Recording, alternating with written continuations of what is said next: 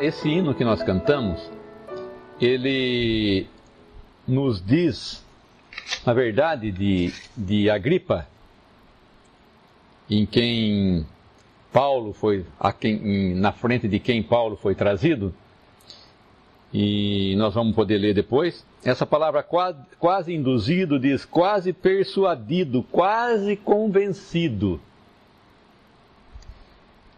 Quase induzido, que nós cantamos, é o hino 52 do nosso hinário. Quase induzido, quase persuadido, quase convencido. Não quer dizer nada, quer dizer quase nada, quer dizer não convencido, quer dizer não persuadido, quer dizer não induzido. Está meio moda hoje, quando a gente pergunta com uma pessoa, ela fala assim: estou quase lá, cara, estou quase lá, estou quase chegando lá. Esse quase chegando que a palavra de Deus nos fala, é não chegar nunca. É poder não chegar nunca. E o homem não pode brincar com esse quase, como nós dizemos aqui. Não queiras responder quando tiver vagar, ou seja, quando você estiver numa boa, vou esperar chegar um tempo oportuno, aí sim eu vou responder, aí eu vou ver se eu vou chegar para Jesus, vou ver se eu vou aceitar o Senhor Jesus, eu vou ponderar melhor essa palavra do Evangelho, essa palavra de salvação, essa palavra que eu sou pecador, essa palavra que eu preciso crer, se não me espera o juízo. Isso daí eu vou esperar ainda, mais um tempinho, eu vou empurrar com a barriga, né? Eu vou procrastinar, como fala a palavra, eu vou deixar para amanhã. E a palavra de Deus diz que nós não podemos deixar nada para amanhã. E essa palavra aqui nos vai falar então que Paulo esteve diante desse rei e ele disse que estava quase persuadido. Mas antes disso, eu queria falar que o Espírito Santo nos deixou escrito em Atos dos Apóstolos, deixou-nos narrado por 3 vezes a conversão de um homem. Atos traz então a conversão de um homem narrada 3 vezes. Na verdade, se nós formos ver, é a primeira conversão que nos fala a palavra depois que Cristo morreu. Nós temos o ladrão, que foi salvo, mas ali não nos fala de como ele foi salvo. Ele fala que ele reconheceu o ladrão, não, o malfeitor ao lado do Senhor Jesus, que ele reconheceu o Senhor Jesus, e ele foi salvo. Nós sabemos que o Senhor Jesus prometeu que hoje mesmo estarás comigo no paraíso. E depois nós vemos aquela conversão no discurso de Pedro, mais de 3.000 almas se salvaram. E em Atos 8 nós vemos o eunuco, o etíope, que também se converte com a pregação de Filipe. Mas em Atos 9, nós vamos ver a conversão de Saulo, que depois vai ser chamado Paulo, que é o mesmo nome hebreu e o nome romano, Saulo em hebreu e Paulo em romano. E o Espírito Santo então nos deixa narrado a conversão desse homem. Eu penso que cada uma pessoa que se converte realmente para o Senhor Jesus, que reconhece-o como seu Senhor e seu Salvador, reconhece-o como aquele que foi enviado por Deus a morrer numa cruz pelos seus pecados, e que ressuscitou e agora está vivo, a pessoa que passa por uma conversão, ela tem que necessariamente ter uma história. Vamos dizer que uma pessoa que foi nascida, criada e vivida no meio do Evangelho, ela possa dizer, olha, eu não tenho um ponto de limite onde eu possa dizer para você que eu me converti, porque eu nasci dentro do Evangelho. Eu fui ouvindo e eu me converti. Numa hora eu me converti, eu não sei que ponto, né? Onde é a divisória de onde eu não era crente e no momento que eu passei a ser crente. Mas a maioria das pessoas, eu creio que a maioria aqui que está ouvindo nesse salão e a maioria que está ouvindo também, eles têm que ter uma história para contar a respeito da sua conversão. Quem não tem uma história a respeito da sua conversão, eu vou poder dizer que não é convertido. Porque toda conversão tem uma história. Toda conversão tem um ponto em que a pessoa reconheceu, a luz do céu brilhou, ele era trevas, então ele passou a ver. Se você não tem uma história da sua conversão, você não é convertido, posso dizer assim. Todos têm que ter uma história. Todos tiveram que ter um encontro pessoal com a pessoa do Senhor Jesus. Eu tinha 20 anos quando me converti. 20 anos quando me converti, tocava numa banda, e aí, lendo a palavra de Deus e outras pessoas me dizendo, eu cheguei ao conhecimento da pessoa do Senhor Jesus. Eu até marquei a data da minha conversão como sendo o dia 8 de maio de 1975. 8 de maio de 1975. Foram vários os versículos que o Senhor mostrou para mim que eu criei. Que eu criei na palavra de Deus como verdade, e que eu era pecador, e que Cristo era meu Salvador, e que Ele me amava, e que eu não precisava fazer nada. Eu penso que também aqui, muitos não chegaram aos pés da justiça que tinha o apóstolo Paulo. A palavra fala que Paulo era um homem justo. A palavra fala dele como o seguinte: ainda que também podia confiar, está em Filipenses 3, 4, 8, ainda que também podia confiar na carne, se algum outro cuida que pode confiar na carne, ainda mais eu, circuncidado ao 8º dia, da linhagem de Israel, da tribo de Benjamim, hebreu de hebreus, segundo a lei fui fariseu, segundo o zelo, perseguidor da igreja, segundo a justiça que há na lei, irrepreensível. Ele era irrepreensível, segundo a justiça que havia na lei, ele diz, ele era irrepreensível, não havia alguém que pudesse erguer o dedo e falar, Paulo, você está falhando nesse sentido. Mas ele coloca uma coisa interessante aqui, ó. Ele coloca que, segundo o zelo, ele era perseguidor da igreja, em Filipenses 3, versículo 6. Ele era perseguidor da igreja. Então, o Senhor Jesus vai ter que aparecer para esse homem e vai mostrar para ele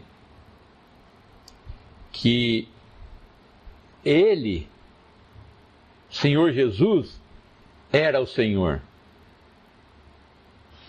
Ele era o Senhor. E ele estava, na verdade, perseguindo não a cristãos, mas ele estava perseguindo o próprio Cristo. E esse homem tinha uma raiva tão grande dos cristãos, fossem eles homens ou mulheres, que ele os arrastava, levava preso todos aqueles que proferiram o nome de Jesus Cristo como sendo o Senhor. Paulo arrastava para a prisão, fazia blasfemar contra esse nome.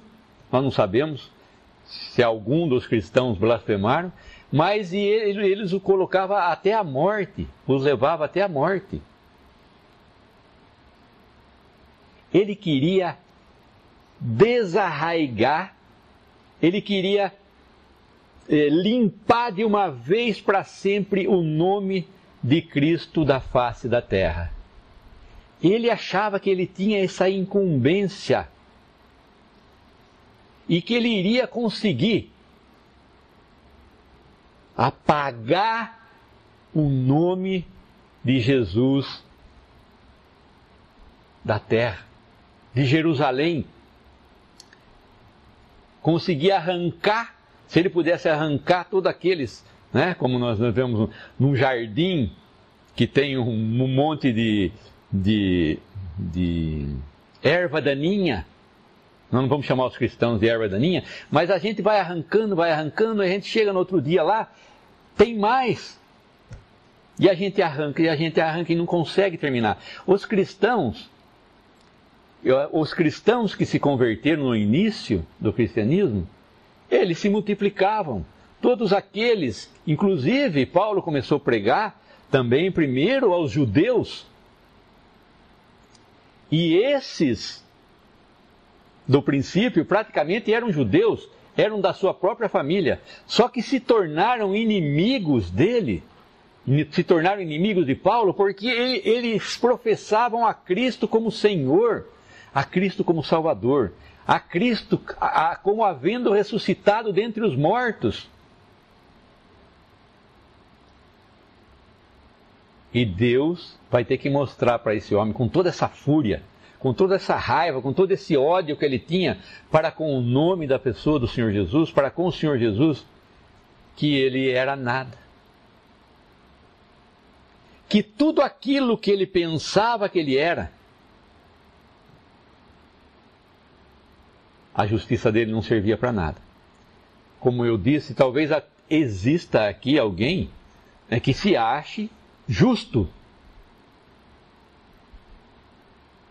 Seja, não tenha culpa nenhuma no cartório, como diz, faz todas as suas obrigações, não deve nada para ninguém, não maltrata ninguém, tem um caráter assim invejável, né? Ajuda as pessoas, obreiro, faz boas obras, mas esse homem, se comparado aos homens desse mundo, não a Cristo, esse homem não é ninguém, por melhor que ele seja.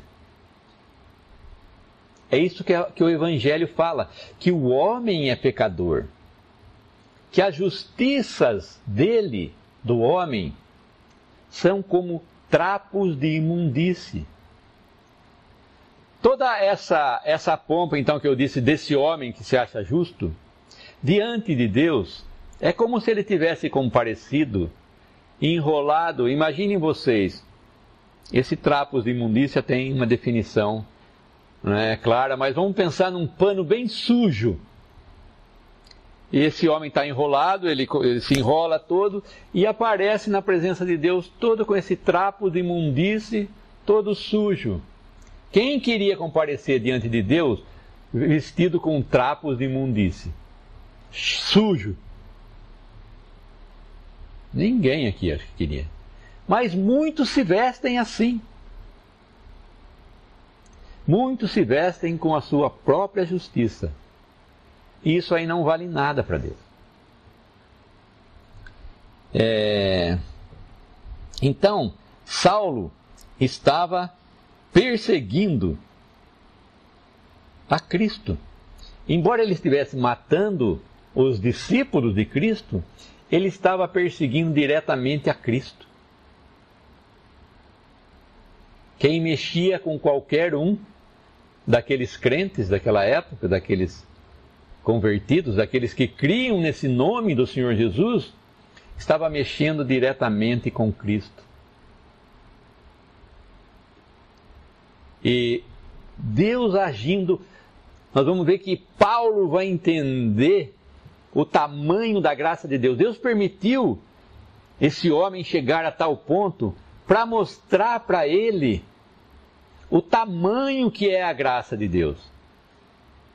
O tamanho que é a misericórdia de Deus. Como pode Deus ter alcançado um homem desse que matava cristãos?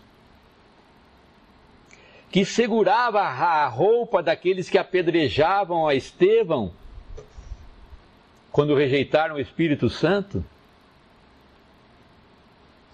Esse homem, então, que se tornou importante no judaísmo, um homem importante, um homem bem visto no judaísmo,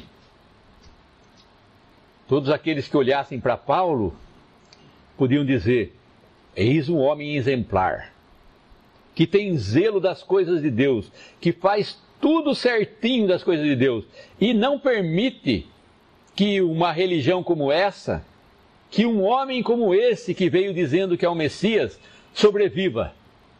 Quando todos os principais, os sacerdotes e os escribas já disseram que esse não era o Cristo. Deus, na sua infinita misericórdia, vai mostrar para ele quem ele era, quem Jesus era. A palavra conversão, nós já falamos várias vezes aqui. O que é conversão? Conversão no trânsito você está indo aqui para frente, lá na frente tem um sinal de conversão, você vira 180 graus e volta exatamente no caminho contrário. Isso é uma conversão. E nós temos relatado aqui, no exemplo de Saulo, exatamente uma conversão genuína, que nós podemos tomar como exemplo. A conversão de Saulo é uma conversão genuína. É toda uma história narrada, do início até o final. É esse homem, então, que era perseguidor, que era matador de cristãos, que assolava as igrejas, que punha medo em todos.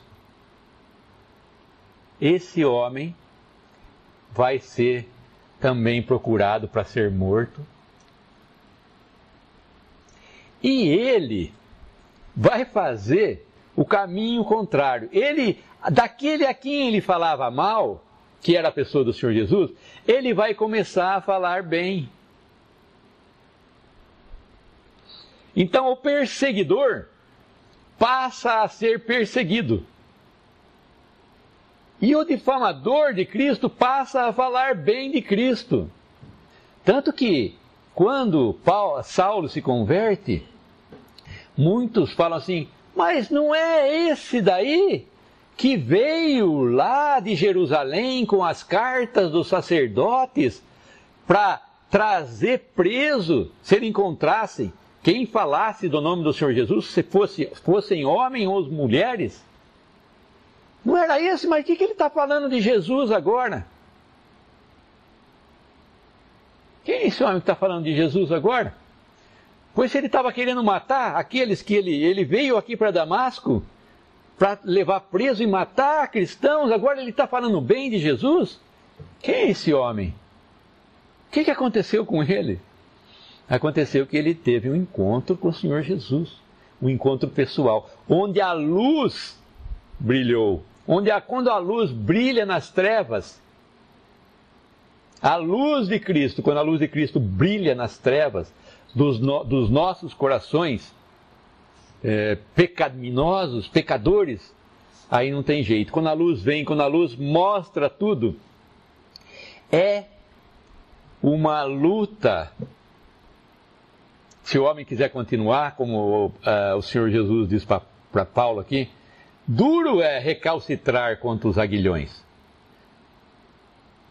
Não tem. Chega uma hora que, então, é uma luta em que Deus nocauteia, podemos dizer assim, Saulo no primeiro round, no primeiro minuto. Não tem. Quando Deus derruba Saulo por terra, a humilhação é grande, porque um homem tem que cair, um homem tem que ajoelhar, um homem tem que se dobrar diante de Cristo. E é tão convincente quando o Senhor Jesus aparece para ele e diz: Saulo, Saulo, por que me persegues? Essa voz é tão clara para ele, porque fala no idioma hebraico. Deus, quando fala com uma pessoa, não fala em língua estranha. Deus, quando fala com uma pessoa, não fala em inglês. Aqui, se você é português, não vai falar em inglês para você. Ele vai falar em português, ele vai falar claramente para você na sua língua. E não vai deixar dúvida nenhuma. Quando esse homem Saulo ouve, então, Saulo, Saulo, por que me persegues? Ele já está com o rosto em terra, ele só responde: quem é, Senhor? Senhor. Ele já conheceu, ele reconheceu uma pessoa que sabia da vida dele, porque tomou exatamente aquilo que Saulo estava fazendo. Por que você me persegue, Saulo? Ele diz: realmente eu estou sendo perseguidor. Senhor, quem és? Para chamar de Senhor, quem era o Senhor de Saulo? Ele não tinha Senhor. Então aquela voz, a voz de Cristo, quando o chamou, na hora trouxe à memória dele quem ele era e que aquele homem, aquela voz que estava dizendo, conhecia no fundo do coração dele quem ele era. Ele já estava, então, nesse nocaute, podemos dizer, nessa queda dele, foi completa, porque ele já ficou sabendo quem era aquela voz que estava falando com ele. Ele já estava por terra, ele já tinha perdido as esperanças, ele não era mais nada. Um homem valente ficou quietinho. Vamos contar a graça de Deus. Nós não podemos tirar a graça de Deus dessa história de Saulo. Deus, na sua infinita graça, vai salvar esse homem. Esse exemplo, então, o exemplo de conversão é isso. Você estava perseguindo o cristão e de uma hora para outra você passa a ser perseguido porque você se diz cristão. E você passa a falar de Cristo quando você não falava. Passa a falar bem quando você só falava mal. Se é que falava. Nem esse nome de Jesus não era nem para ser tocado entre os judeus. Esse nome realmente era para ser esquecido. Tem uma passagem num filme que me deixou pensativo. É só uma passagem, não é bíblico, mas é interessante. Por que o nome de Moisés não consta em nenhuma inscrição egípcia? Nós temos a história de Moisés, narrada lá em Êxodo, que ele viveu no Egito, foi príncipe do Egito. Certamente ele ia tomar o lugar de Faraó. Só que quando aconteceu dele matar um egípcio, ele teve que fugir. E, na verdade, provavelmente Faraó mandou apagar toda a inscrição, todo o hierógrafo que continha o nome de Moisés. Foi uma ordem do Faraó: apague-se todo o nome de Moisés de toda a inscrição de todo o Egito, e que não seja proferido mais esse nome. Era a ordem de Faraó. E com Cristo, mais ou menos semelhante a esse caso. Os judeus queriam apagar Faraó até conseguiu que apagar, porque não se encontra, realmente é difícil achar na história, pelo que eu li, achar o nome de Moisés na história dos egípcios. Mas na Bíblia nós vemos contido. Mas eles não vão conseguir apagar o nome de Jesus. Ninguém vai conseguir apagar o nome de Jesus. Porque Cristo já está na glória. É um homem ressurreto na glória. E a obra já foi feita. E já está tudo realizado. Ninguém consegue apagar mais essa obra. Ninguém consegue mais deletar essa obra. Ninguém consegue mais excluir essa obra. O perdão dos pecados já está feito. A ressurreição dos mortos, de entre os mortos, já foi anunciada. A salvação já foi proclamada. O perdão já foi proclamado. E tudo isso nós temos na pessoa de Cristo. Esse é um fato já real que ninguém vai conseguir apagar. E não era um tal de Saulo que iria conseguir fazer isso. Podemos ler em Atos 26? Atos capítulo 26. Em Atos capítulo 9, vai acontecer o quê? A conversão de Saulo, no capítulo 9. Depois, no capítulo 22 de Atos, quando ele é preso pelos judeus em Jerusalém, ele, em se defendendo para com os judeus, diante dos judeus, vai contar a história da conversão dele para os judeus. E depois, diante de Agripa, quando ele é preso pelos judeus, os judeus querem matá-lo. Mas importava que ele desse testemunho diante de reis, como o Senhor Jesus falou, quando da conversão dele, né, em Atos 9, que ele desse testemunho.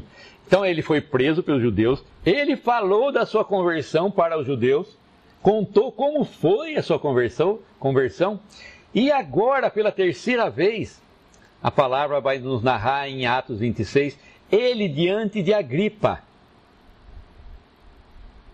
Porque os judeus levam ele então diante de uma autoridade, para que a autoridade o julgasse.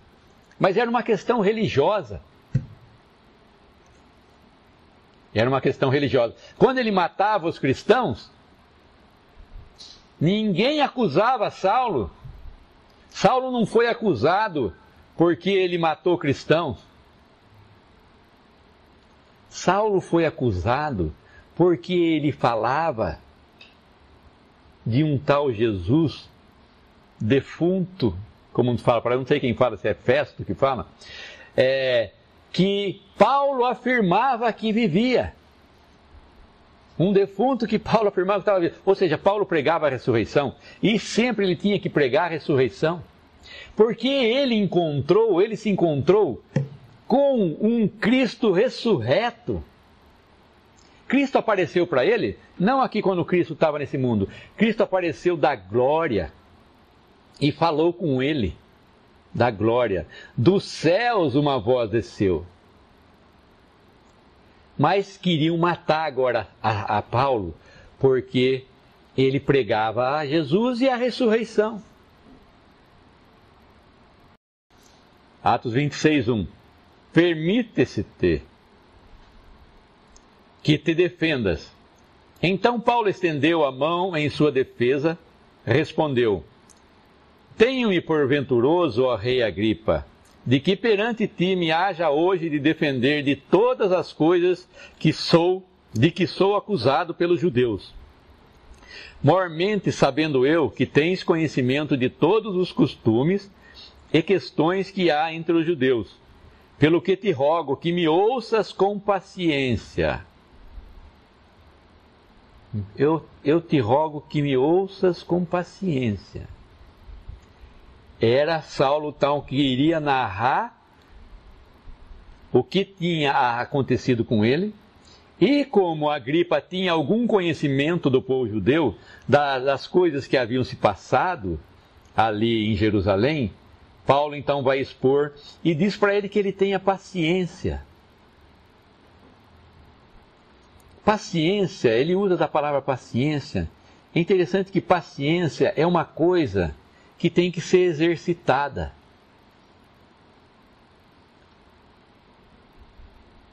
Eu não tenho paciência, devo confessar. É difícil. Paciência é difícil.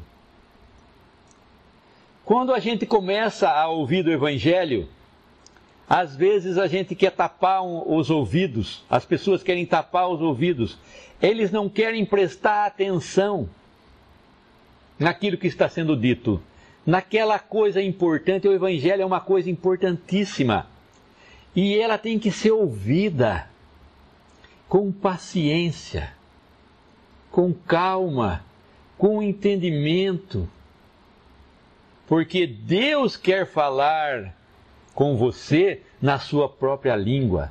Deus quer mostrar para você as coisas, essa salvação maravilhosa para você, essa luz que Ele quer fazer brilhar dentro do seu coração, Ele quer fazer com paciência. E os homens não querem ouvir, como eu já disse. Ah, é do Evangelho? Ah, é de Jesus? Ah, eu já ouvi, eu já conheço, já sei, mas às vezes a gente nem principia a falar. A pessoa já fala assim, ontem eu comecei a falar com a pessoa, ela fala assim, mas eu já sou batizada, já faz 2 anos já. Se ela tivesse um pouquinho de paciência, eu perguntei para ela o seguinte, você crê no Senhor Jesus como seu Salvador? A pergunta foi essa. E a resposta dela foi, já sou batizada há 2 anos. Então, a salvação tem uma história, não de batismo, não de frequentar uma denominação, não de ler a Bíblia, não de ser bom, mas é uma história de encontro pessoal com o Senhor Jesus. A palavra nos deixa alguns exemplos de encontros pessoais com a pessoa do Senhor Jesus. A mulher samaritana, o cego de João 9, o paralítico. Todos eles tiveram um encontro pessoal com o Senhor Jesus. Saulo aqui, como um abortivo, ele fala, na misericórdia de Deus, tem um encontro pessoal com o Senhor Jesus, de uma maneira, não como dos evangelhos, não como Cristo em carne aqui, mas como eu já disse, Cristo em glória. Então Paulo roga que Agripa o escutasse com paciência. E o Evangelho tem que ser ouvido com paciência, porque Deus quer falar, mas o homem está pronto para ouvir? A minha vida, versículo 4, pois desde a mocidade, qual haja sido desde o princípio em Jerusalém, entre os da minha nação, todos os judeus a sabem. Como eu já disse, era um homem conhecido por todos, e os judeus já o conheciam muito bem. Sabendo de mim desde o princípio, se o quiserem testificar, que conforme a mais severa seita da nossa religião, vivi fariseu. E agora, pela esperança da promessa que por Deus foi feita a nossos pais, estou aqui e sou julgado.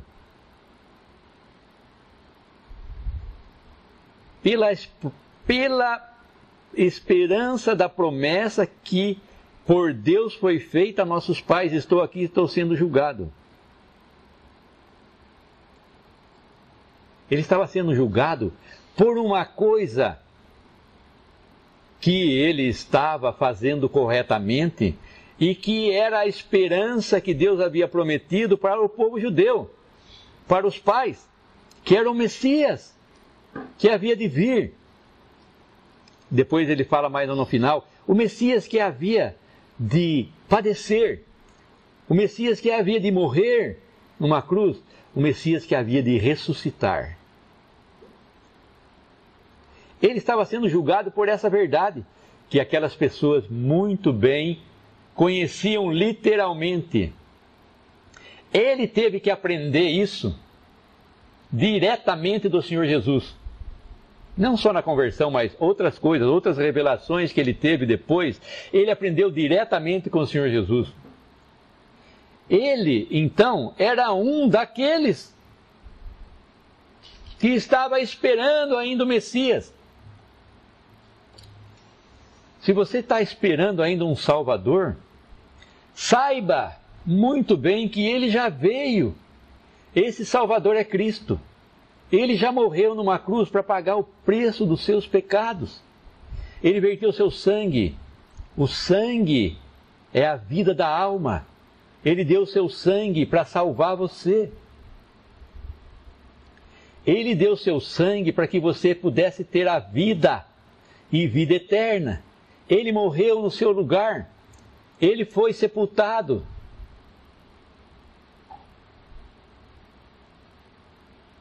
E ele ressuscitou ao terceiro dia. Saulo teve que aprender isso, então, diretamente do Senhor Jesus. Existe uma palavra, um termo, no saneamento, que era a minha área, que fala de passivo ambiental. É até bom para quem é palestrante saber o que é passivo ambiental. Passivo ambiental é tudo aquilo que uma empresa fez que contribuiu para a degradação do meio ambiente. Ou seja, lixo, ela jogou lixo em lugar que não devia, ela poluiu a água, ela poluiu o solo, ela poluiu o ar. Por exemplo, é bem claro, um posto de gasolina, ele pode, se um dos tanques dele de combustível estiver vazando, esse tanque vai poluir o meio ambiente. Esse produto, seja ele diesel, gasolina, álcool, ele vai escoar e vai pegar um manancial, um veio de água, e vai poluir. E pode ir muito mais além, nós sabemos. Só que é o seguinte, uma empresa que tem um passivo, ou seja, uma dívida para com o ambiente muito grande, ela é difícil de ser vendida.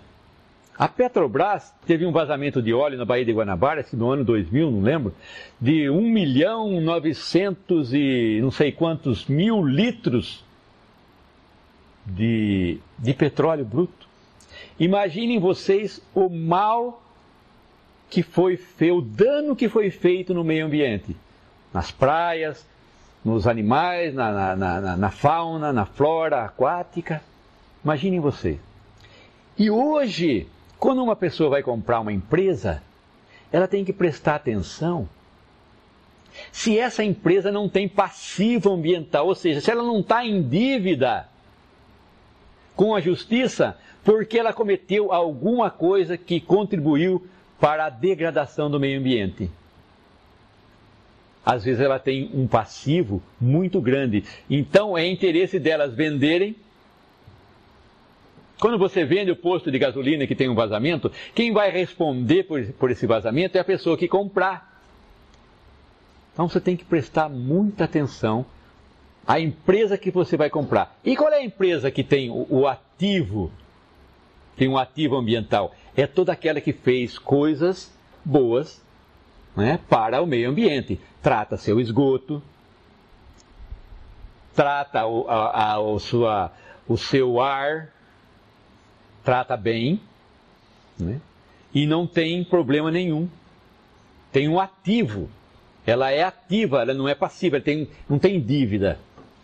Mas eu estou falando isso não é por causa do saneamento, não. Eu estou falando isso porque Cristo, sabendo do seu passivo, sabendo de toda a sua dívida que você tinha, ele disse assim: vou comprar essa empresa. Vou comprar essa pessoa, mesmo ela tendo esse passivo muito mal, muito ruim, ele tendo essa dívida muito grande, que tem empresas que fecham, porque não tem como pagar esse passivo. E nós não tínhamos como pagar essa dívida. essa degradação que nós produzimos, esses pecados que nós fizemos, nós não tínhamos como pagar. Se os seus pecados contribuíram pouco ou grandemente aqui contra os homens e contra Deus, não sei. Eu sei que você tem um passivo. E Cristo disse, eu quero comprar esse homem, eu quero comprar essa mulher, mesmo ela tendo essa dívida, porque eu tenho condição de saldar essa dívida. Eu tenho condição de assumir tudo isso como ele assumiu na cruz. Ele amou você de tal forma que ele comprou você e tudo que você tinha, que não era nada bom, que era tudo ruim, que era um passivo muito mal. Mas ele sabendo, ele investiu em você, porque ele queria você, ele quer salvar o pecador, ele quer salvar você. Ele quer você junto com ele na glória. Mas vamos ler o nosso trecho. Estou julgado. Versículo 7, capítulo 26 de Atos. A qual as nossas 12 tribos esperam chegar, servindo a Deus continuamente, noite e dia. Por esta esperança, ó rei Agripa, eu sou acusado pelos judeus. Pois que julga-se coisa incrível dentre vós que Deus ressuscite os mortos? Essa é uma pergunta que Paulo faz para Agripa. Julga-se coisa incrível que dentre vós que Deus ressuscite os mortos? Será que isso é uma coisa incrível? Não, Deus é poderoso. Deus ressuscitou o Senhor Jesus e esse homem apareceu de novo. Ele foi o primeiro dentre os mortos. Versículo 9. Bem tinha eu imaginado que contra o nome de Jesus Nazareno devia eu praticar muitos atos. O que também fiz em Jerusalém, e havendo recebido o poder dos principais dos sacerdotes, encerrei muitos dos santos nas prisões. E quando os matavam, eu dava o meu voto contra eles. Muitos dos santos, a palavra fala aqui. E Ananias diz para o Senhor Jesus, esse persegue os seus santos. Quem são os santos? São aqueles que foram separados para Deus, aqueles que creram em Jesus. E quando os matava, eu dava meu voto contra eles. E castigando muitas vezes por todas as sinagogas, os obriguei a blasfemar, e enfurecido demasiadamente contra eles, até nas cidades estranhas os persegui. Sobre o que, indo então a Damasco com poder e comissão dos principais dos sacerdotes, ao meio-dia, ó rei, vi no caminho uma luz do céu que excedia o esplendor do sol, cuja claridade me envolveu a mim e aos que iam comigo.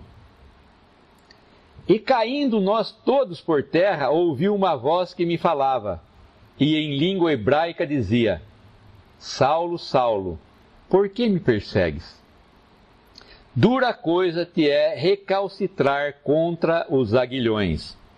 Eu peguei a tradução desse recalcitrar aqui, contra os aguilhões, e coloquei aqui.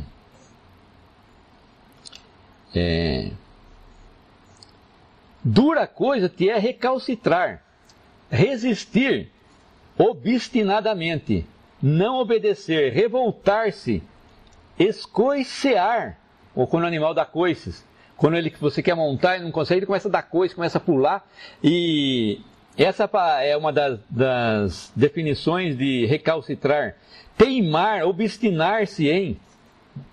Paulo era uma pessoa obstinadíssima,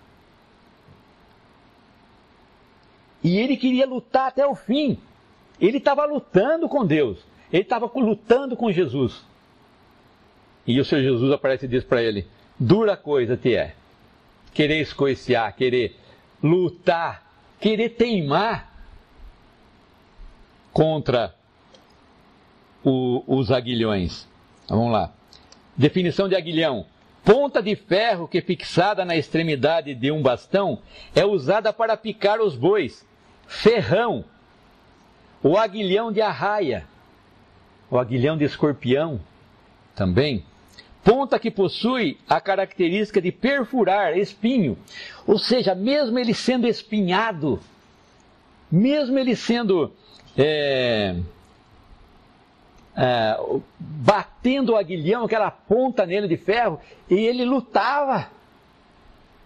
Ele queria apagar o nome de Cristo da terra, não importa com que custo.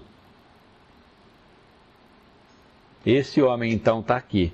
Ele está preso, está algemado, não sei se tinha algemas, não sei como ele estava. Ele estava diante de Agripa aqui, algemado. Prenderam ele. Assim como ele fazia com os cristãos, ele estava preso. Nós vamos ver depois o que ele vai falar aqui. E disse eu, versículo 15, e disse eu, quem é, Senhor? E ele respondeu, eu sou Jesus a quem tu persegues. Não, ele não disse, eu sou os cristãos que você persegue.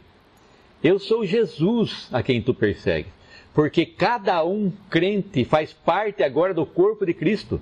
É membro de Cristo agora. É herdeiro com Cristo, é filho de Deus. E estavam mexendo com o quê? Estavam mexendo com o próprio Cristo. Ele estava mexendo com o próprio Cristo. Mexer com qualquer um cristão é mexer com o próprio Cristo. Que todos saibam. Eu sou Jesus a quem tu persegues, mas levanta-te e põe-te sobre teus pés, porque te apareci por isto, para te pôr por ministro e testemunha tanto das coisas que tens visto, como daquelas pelas quais te aparecerei ainda, livrando-te deste povo e dos gentios, a quem agora te envio, para lhes abrires os olhos, e das trevas os converteres à luz, e do poder de Satanás a Deus, a fim de que recebam a remissão dos pecados pela fé em mim. O que Cristo falou para ele? Ele ficou 3 dias sem ver. Ele ficou 3 dias na casa de Ananias sem ver. Aquela luz cegou ele. A luz do céu, uma luz do céu que excedia o esplendor do sol ao meio-dia. E ele ficou cego por causa disso, essa luz entrou nele. E ele ficou cego. Tamanho era o esplendor dessa luz. Nós não conseguimos pensar o que é um esplendor de uma luz que brilha mais do que o sol ao meio-dia. Essa é a luz que Saulo viu. Para abrires os olhos. Quando a gente abre o olho, a palavra quando fala abrir o olho, é para deixar entrar a luz. Eu posso ter a melhor visão do mundo. Posso tirar 100 em tudo de visão. Mas se eu for numa caverna, se eu entrar numa caverna, eu não vejo nada. É escuríssimo. Você não consegue dar um passo. Por quê? Porque você precisa de luz para ver. E o homem, quando se abrem-lhe os olhos, ele precisa de luz para que ele possa ver. E essa luz tem que vir de Cristo. A fim de que todo homem que não tenha Jesus como seu Salvador, que está em seus pecados, está sob o poder de Satanás, como fala aqui. E o Evangelho traz o homem do poder de Satanás para Deus, para que recebam a remissão, o perdão dos pecados, pela fé em Cristo. Pelo que, ó rei Agripa, não fui desobediente à visão celestial. Antes anunciei primeiramente aos que estão em Damasco, foi onde ele estava indo, e em Jerusalém, e por toda a terra da Judéia, e aos gentios que se emendassem e se convertessem a Deus, fazendo obras dignas de arrependimento. Por causa disto, os judeus lançaram mão de mim no templo e procuram matar-me. Mas alcançando o socorro de Deus, ainda até o dia de hoje, permaneço dando testemunho, tanto a pequenos como a grandes, não dizendo mais nada mais do que o que os profetas e Moisés disseram que deveria acontecer, isto é, que o Cristo devia padecer, e sendo o primeiro da ressurreição dos mortos, devia anunciar a luz a este povo e aos gentios. E dizendo ele isto, em sua defesa, disse Festo em alta voz: estás louco, Paulo? As muitas letras te fazem delirar.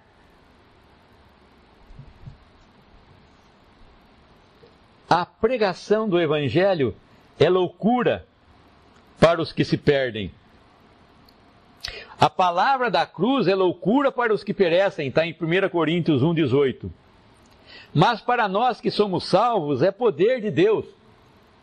Podia parecer uma loucura aquilo que Paulo estava dizendo ali para Agripa. Mas ele diz: não deliro, ó potentíssimo... Festo, né? Aqui, desculpa-me. Não deliro, agora é Festo. Ele estava diante de Agripa, mas Festo estava junto também. E ele disse: não deliro, ó potentíssimo Festo. Versículo 25. Antes digo palavras de verdade e de um são juízo. O Evangelho são palavras de verdade e de sã juízo. O homem que não tem juízo, o homem que não quer receber o Evangelho como verdade, o homem que não quer se converter, o homem que não quer aceitar essa luz, o homem que não quer ser salvo, o homem que não quer receber o perdão dos pecados, o homem que não quer receber a vida eterna, o homem que não crê na ressurreição dentre os mortos. E é tudo isso que o Evangelho oferece, de graça, na pessoa de Cristo. Essa obra aqui, na vida de Paulo, custou quanto para ele? Nada. Cristo fez em graça. Cristo só morreu na cruz e veio depois falar para ele: eu sou o seu Senhor. Eu sou o Senhor. E você estava indo no caminho errado, Saulo. Mas eu vou mostrar para você o quão duro é padecer por causa do meu nome. Ele ia provar então na própria pele, o quão duro era ter que padecer por causa do nome de Cristo. Essa história de conversão é muito interessante. A história de Saulo, de Paulo, é muito interessante. Esse homem foi muito abençoado. Deus colocou muito nas suas mãos, mesmo sendo ele um perseguidor da igreja. E ele se diz que é o chefe dos pecadores, sendo eu o principal dos pecadores, ele fala, porque persegui a igreja de Deus. Se ele é o principal dos pecadores, se ele é o número 1, deve existir um número 2, deve existir um número 3, e assim por diante. Que número você é? Paulo era o principal. E se Paulo era o principal dos pecadores e conseguiu ser salvo, mesmo sendo perseguidor da igreja, existe uma salvação para cada um aqui. Cada um que está ouvindo essa mensagem pode ser salvo agora mesmo, num instante. Como Saulo caiu por terra, quando ele levantou, ele já estava transformado. Rapidinho, Deus pode fazer uma coisa bem rapidinho. Deus pode fazer rapidinho uma coisa na sua vida. Não importa se você é o segundo, o terceiro, o quarto. Normalmente até o 10º a gente considera, né? Quem será que é o 10º maior pecador desse mundo? Não sei. E que classificação que eu tenho? Não sei. Eu sei que eu estou na classificação, né? Eu sei que eu estou na classificação de pecador, mas não sei que lugar que eu ocupo na fila. Eu sei que quando eu corria, eu sempre estava nas últimas colocações. Eu gostava de chegar na frente da ambulância só. Se você não é o principal dos pecadores, porque Paulo é o principal dos pecadores, se você é o último, você é pecador também. Você é participante da corrida. Você é participante dos pecadores também. E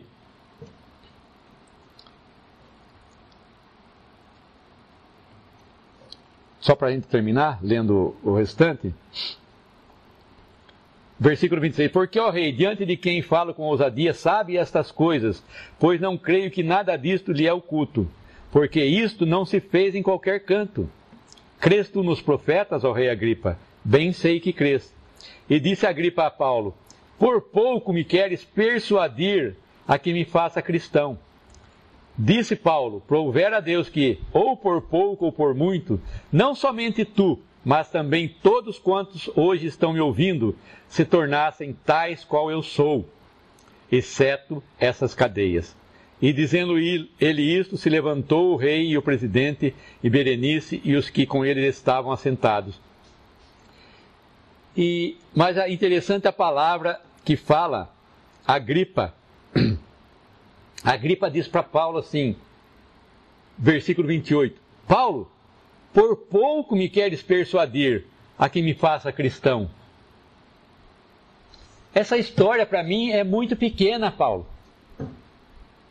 E o tempo que nós ficamos conversando é muito pequeno. Você quer me persuadir já a que eu saia daqui desse tribunal como um cristão? Essa história é muito pequena. Essa história tem mais coisa para contar. Você contou muito pouco.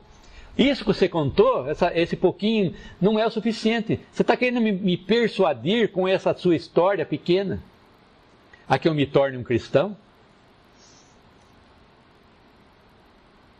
Quase, como nós contamos, quase convencido, né?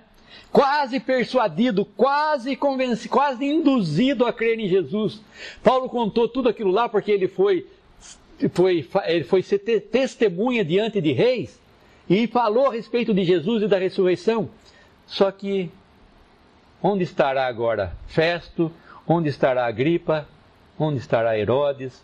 Onde estará Pôncio Pilatos? Onde estará você amanhã?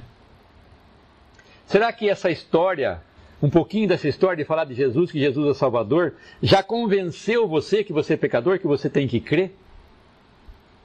E Paulo diz, quisera eu, ó Agripa, que por pouco ou por muito você se tornasse um cristão, tal como eu sou. Ele deu testemunho e falou, eu sou cristão, eu levo o nome de Cristo, com exceção dessas algemas, dessas amarras que tem na minha mão. Eu queria que você se tornasse um cristão, tal como eu sou, sem essas amarras. E nós não temos amarras nenhuma, o cristão não tem amarras nenhuma desse mundo. O cristão está liberto. Embora Paulo estivesse preso com as algemas ou com a corda, ele estava liberto. Ele era liberto de Cristo. Ele podia ser preso diante dos homens, mas ele era liberto de Cristo. Ele podia falar, ele podia testemunhar. E Agripa, essa história foi muito pouco, Paulo. Foi muito pequena para mim. E essa história que a gente sempre vem contando aqui, que você sempre vem ouvindo, uma, duas, três, várias vezes, já te convenceu que você é um pecador perdido e que precisa de Cristo como seu Salvador? Que você tem que abrir o seu coração e deixar essa luz brilhar? Eu não persuado ninguém. Eu não convenço ninguém. Quem convence o pecador é o Espírito Santo que convence o pecador. É a palavra de Deus que convence o pecador. Nós simplesmente anunciamos a palavra. Eu, uma vez, era cego, agora eu vejo. Agora eu posso falar para vocês. Graças a Deus por essa palavra não me dá graça. Nosso bendito Deus e nosso Pai, nós te agradecemos mais uma vez por este Evangelho. Nós te agradecemos pelos exemplos que temos na tua palavra. Obrigado porque tu salvaste ao pior dos pecadores e agora existe para nós também uma salvação. Para todo aquele que se achega por fé à pessoa de Cristo Jesus. Obrigado, Senhor Jesus, por teres dado a tua vida. Teres feito isso possível. Obrigado porque o Pai te ressuscitou dentre os mortos, atestando assim essa obra, a veracidade, a verdade dessa obra e o cumprimento dessa obra por completo. Pedimos por cada um aqui, se existe alguém que ainda não crê no Senhor Jesus como seu Salvador, e também se alguém que está ouvindo ainda não crê no Senhor Jesus como seu Salvador, que possa fazê-lo hoje, com essas simples palavras do Evangelho. Te agradecemos, ó Pai, e pedimos no precioso nome do Senhor Jesus. Amém. Visite 3minutos.net. Dúvidas? Visite respondi.com.br. Adquira os livros ou baixe o e-book. Também para Android e iPhone.